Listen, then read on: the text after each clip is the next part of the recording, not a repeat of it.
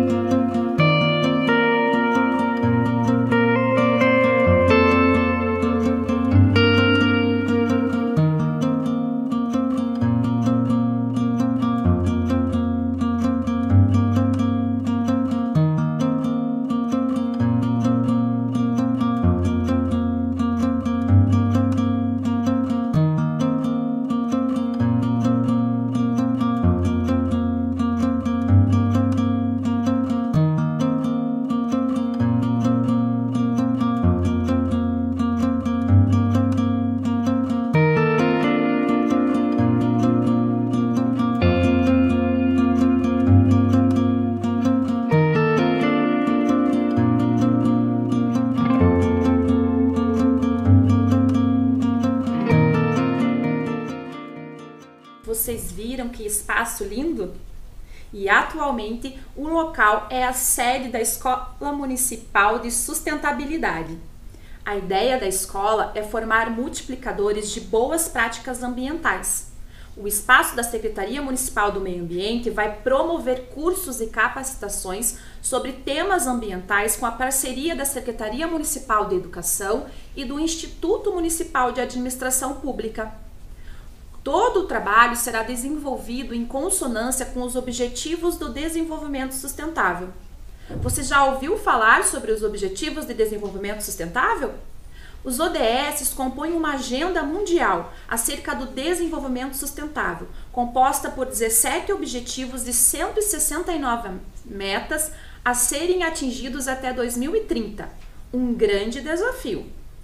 A Agenda 2030 para o Desenvolvimento Sustentável apresenta de maneira bem evidente a importância do setor educacional, que é explícito no ODS 4, que trata do tema educação de qualidade. Mas também é imprescindível para o desenvolvimento da consciência cidadã e da cidadania planetária, pois além de se constituir como um caminho para alcance de todos os demais ODSs. E é sob esta perspectiva que o programa Linhas do Conhecimento se articula com a Agenda 2030, com o objetivo de desenvolver as ações educacionais voltadas para a sustentabilidade socioambiental atreladas aos ODSs. Vamos assistir um vídeo que ilustra um pouco mais esse engajamento? Você sabia que o programa Linhas do Conhecimento, além de aulas de campo, propostas lúdicas e culturais, trabalha em prol dos Objetivos do Desenvolvimento Sustentável? Pois é, nas escolas municipais de Curitiba são desenvolvidos projetos articulados a eixos fundamentais do desenvolvimento sustentável, preservação do meio ambiente e qualidade de vida das pessoas e do planeta. Por meio do trabalho com a agricultura urbana, busca-se contribuir com a erradicação da fome e garantir sistemas sustentáveis de produção de alimentos. Com o empreendedorismo feminino, objetiva-se alcançar a igualdade de gênero e o empoderamento das mulheres e meninas. No contato com espaços de educação ambiental, procura-se refletir sobre a manutenção e a preservação dos ecossistemas relacionados à água. E por meio do empreendedorismo sustentável, procura-se refletir sobre o crescimento econômico sustentado, inclusivo e sustentável para todos. São mais de 100 mil participações de crianças e estudantes e mais de 10 mil participações de docentes. É Curitiba sendo sustentável. É a educação de Curitiba a favor do planeta. É o programa Linhas do Conhecimento, tornando Curitiba uma grande sala de aula. Vocês viram como o programa Linhas do Conhecimento está articulado aos Objetivos do Desenvolvimento Sustentável? Então agora vamos conhecer mais um local que surpreende por sua beleza. Este local é o Parque Tanguá. Inaugurado em 1996, o parque envolve uma área de um antigo complexo de pedreiras desativadas. O parque possui paredões de rochas e uma das atrações principais é o túnel, escavado na rocha. Dentro desse túnel tem uma passarela de madeira que leva os visitantes até um mirante. O Parque Tanguá também preserva áreas verdes próximas às nascentes do rio Barigui. O conjunto do parque inclui mirante, ciclovia, pista de corrida e também uma lanchonete. O parque também é fruto do reaproveitamento da antiga pedreira que estava destinada a ser utilizada como depósito de lixo. Boa parte do material extraído nesta pedreira, onde hoje resta o lago, foi o diabásio. O diabásio é uma rocha utilizada para uso em calçamentos. Vamos assistir agora um vídeo sobre o Parque Tanguá?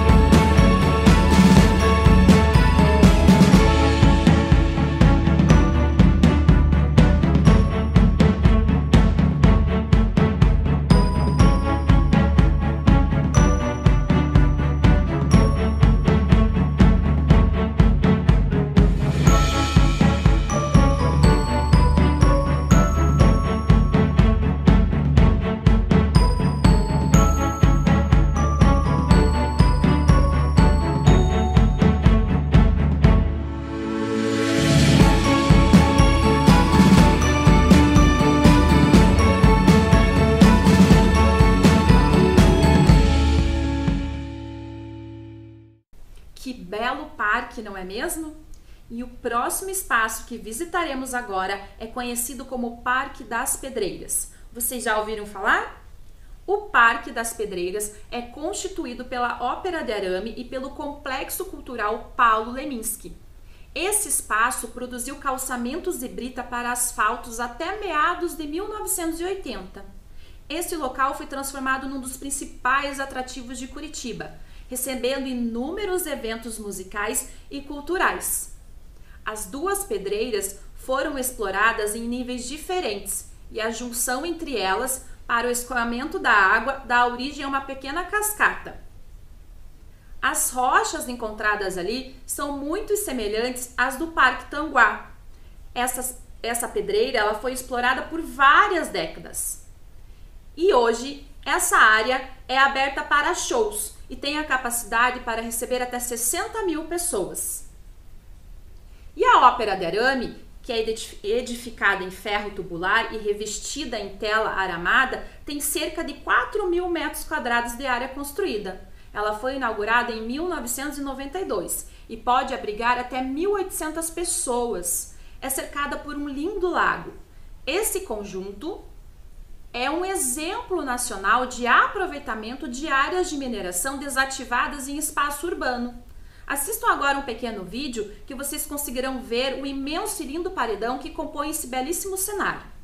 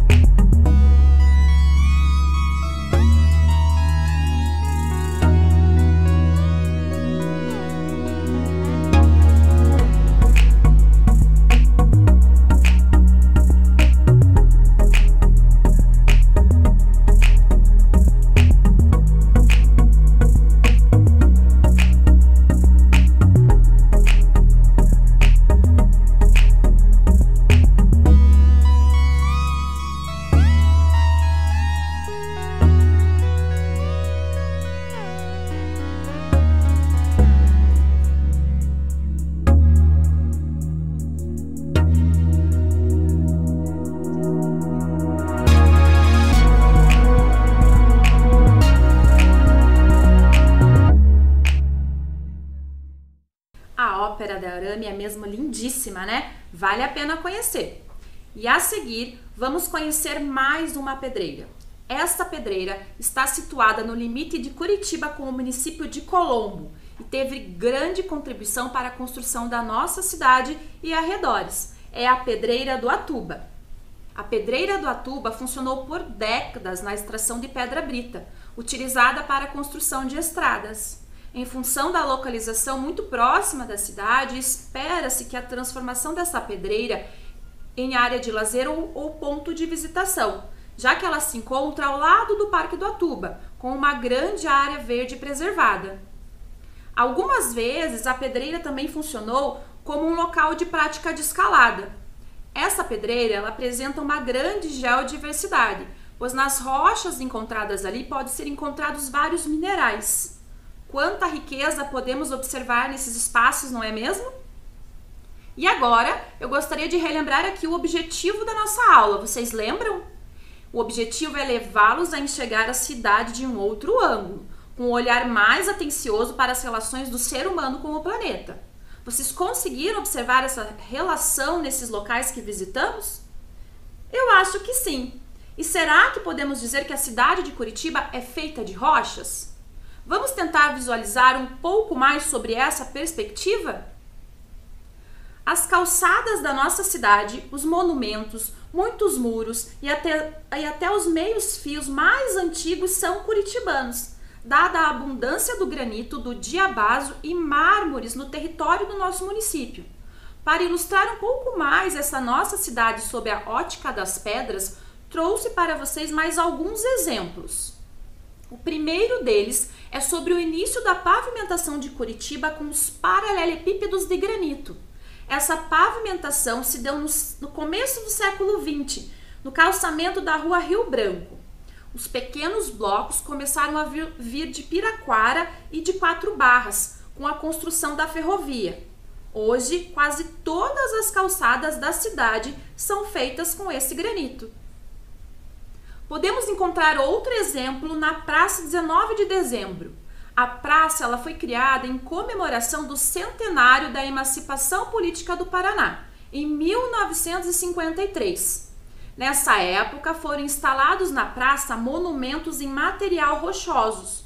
Nas mãos de Herbo Stenzel e Humberto Coso, os granitos que vieram do Rio de Janeiro e da Serra do Mar tomaram forma para representar o Paraná, que foi representado na estátua do homem nu, e a justiça, que foi representada na estátua da mulher nua. E o próximo exemplo é um exemplo bem curioso. Em muitos países, os cemitérios antigos também são pontos de visitação em função de seu conteúdo histórico, artístico e cultural. E o Cemitério Municipal de Curitiba tem registros da história do Paraná e também das variadas rochas utilizadas e as técnicas de cantaria e escultura funerária aplicadas em várias épocas. Mas o que é cantaria? Cantaria é uma pedra talhada em forma de sólidos geométricos para fins estruturais e ornamentais, para utilização na construção de edifícios e também pode ser construído muros. Os profissionais que talham essas pedras chamam-se canteiros. Na primeira imagem, temos um exemplo de escultura em mármore, realizada em Curitiba, na década de 1960. Na segunda imagem, é utilizado mármore cinza, no túmulo do Barão do Cerro Azul, hoje considerado uma das maiores figuras na história do estado. E a terceira imagem é um exemplo de utilização do diabásio, muito frequente em túmulos mais antigos. E lá na Praça Osório também temos um exemplo. Temos o antigo relógio, que está instalado sobre um magnífico exemplo de cantaria paranaense. Em estilo neoclássico, ele foi entalhado em granito rosa. E na Praça Tiradentes, também encontramos vários monumentos importantes, todos construídos ou apoiados em rochas da região, a começar pelo antigo monólito, ponto inicial de referência histórica da cidade, construído originalmente em granito cinza. Representa a caracterização de Curitiba como vila em 1693. Apresenta a Cruz de Cristo, símbolo da Ordem Militar de Cristo. Vestígios arqueológicos de uma calçada, possivelmente do século XVIII, construída com uma técnica antiga de encaixes em gneiss e migmatitos. Esta calçada recebeu vidros e estrutura especial para visitação, constituindo hoje um atrativo turístico. E tem mais uma curiosidade: as rochas desta calçada vieram de várias pedreiras de dentro do nosso município.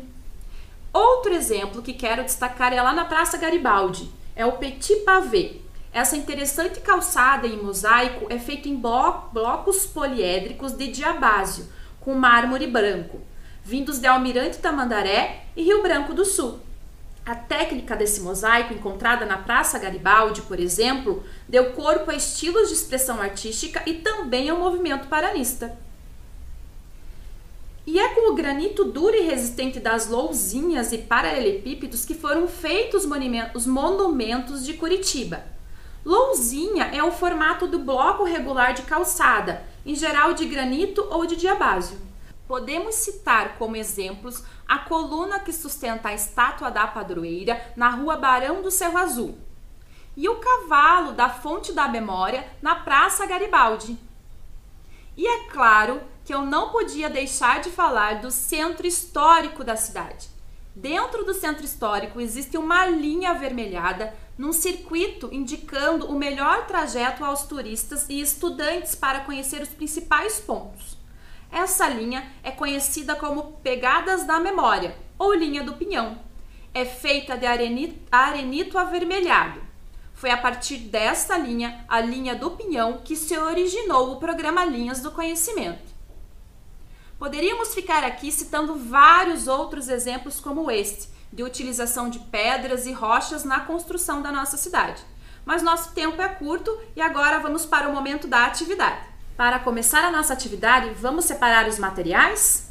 Nós vamos utilizar papel sulfite, lápis de escrever, lápis de cor, canetinha, cola e elementos da natureza, como pedra, folhas, gravetos e outros elementos que encontrarem.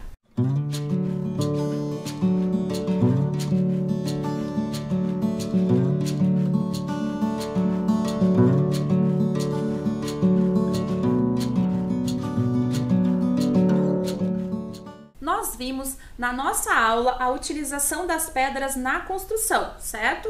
Mas as pedras também são utilizadas na arte, transformando pedras em verdadeiras obras. Eu trouxe para vocês as obras da artista húngara Tímea Papi. Muitos artistas utilizam a natureza para criar lindas obras. Tímea Papi é uma dessas artistas. Tanto sua inspiração quanto seus materiais vêm justamente da natureza. Ao coletar todas as pedras, ela tenta encontrar formas dentro de cada uma. A partir daí, ela constrói o que imagina, usando cada pedra. Veja agora alguns modelos da sua maravilhosa coleção.